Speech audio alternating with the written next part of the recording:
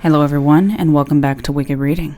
Today I will be reading The Company I Work For Has a Wonderful Christmas Tradition by Creepy Thomas O.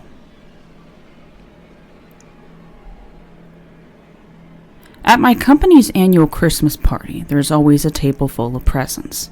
One of the presents is extra special. We just don't know which one. At this year's party, there were about 300 employees gathered in the event space on the first floor, far below the offices and boardrooms on the upper floors where the company typically does business. We'd all been led inside and instructed to pick one of the nicely wrapped gifts on the table. This was no different from the year before or any of the years before that. I selected one at random. There was no point in trying to figure out which box held which gift, so I just grabbed something from the middle of the table. Last year, I unwrapped my gift and found a voucher for an all-expenses-paid ski vacation to Colorado. My wife, kids, and I had a great time. Another such gift would be greatly appreciated. Our CEO, Mr. Jackson, was abnormally cheerful, but I suppose that was just the Christmas brandy kicking in. As the happy holiday banter filtered across the room, he stood on a platform and held up his arms to silence the crowd, and then waited for the excited chatter to recede. It was typical for him to place a high priority on brevity, and today was no different. "Well, we've all had yet another very successful year," he said as drunken applause and enthusiastic hoots and hollers erupted from the crowd. He paused a moment to let everyone quiet down, though the smile on his face showed that he was enjoying the festive atmosphere. "Sales are up 125% over last year," he continued. "Complaints are down to historically low levels. It's safe to say that this year we've been firing on all cylinders, and Newsweek even named us among the top 50 most ethical companies in the United States." We all applauded loudly at that.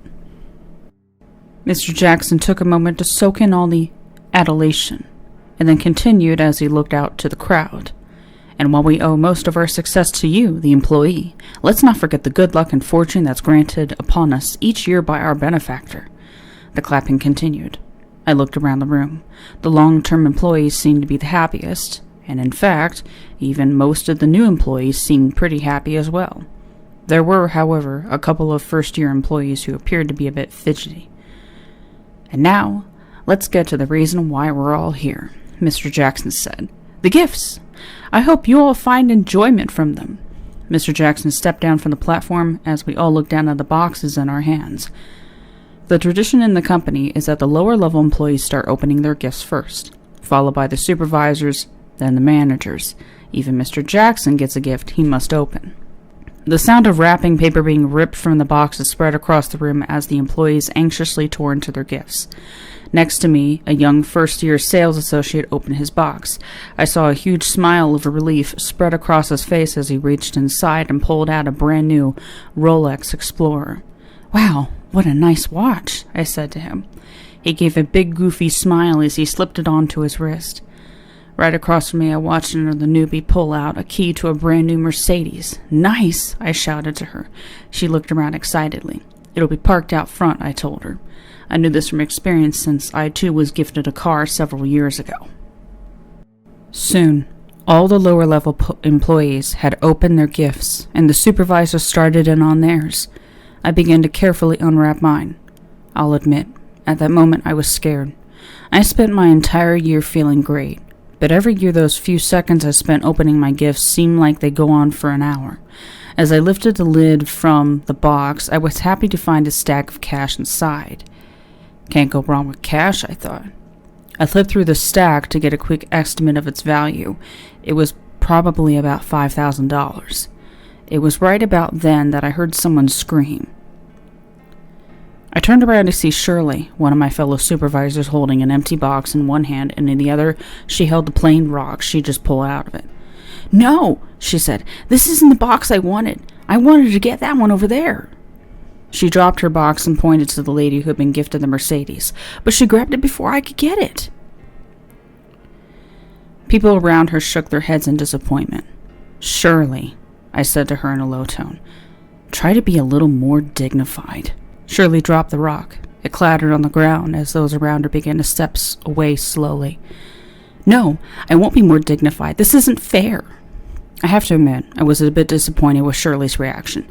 She worked there long enough to know better than to pitch a fit. Most people who end up with the rock accept the situation graciously, and some even give a brief thank you speech while they're still able. Shirley? She was still complaining as she was jerked into the air by some unseen force. She levitated a few feet off the ground as her body began to smolder. Smoke spilled out from the neckline of her blouse. Her hair began singeing at the tips, and then burned all the way down to her scalp. Her eyes burst open, spattering vitriol over her nearby co-workers. Dark smoke began spewing from her mouth as her body slowly turned into ash, with the effect staring at her feet and working its way up to her head. After a long minute, Shirley was no more than a pile of slag on the ground. I'm going to miss Shirley. It's true that she didn't handle herself in a dignified manner when it mattered most, but she was a friendly coworker and damn good at her job. However, success and the finer things that accompany it don't come without some sort of sacrifice, and a sacrifice must be given every year. For those of you worried about Shirley, don't be. Her husband and children will be well compensated for their loss. After all, the company is incredibly successful and has plenty of money to throw around. And with our powerful benefactor continuing to look out for us, we're destined to have yet another banner year. Anyway, if anyone's looking for a job, we have an opening at the supervisory level. Prior supervisory experience is helpful, but not absolutely essential. The job offers fantastic compensation, an unheard of benefits package, long year perks, and of course, an absolutely killer annual Christmas party, which is not to be missed.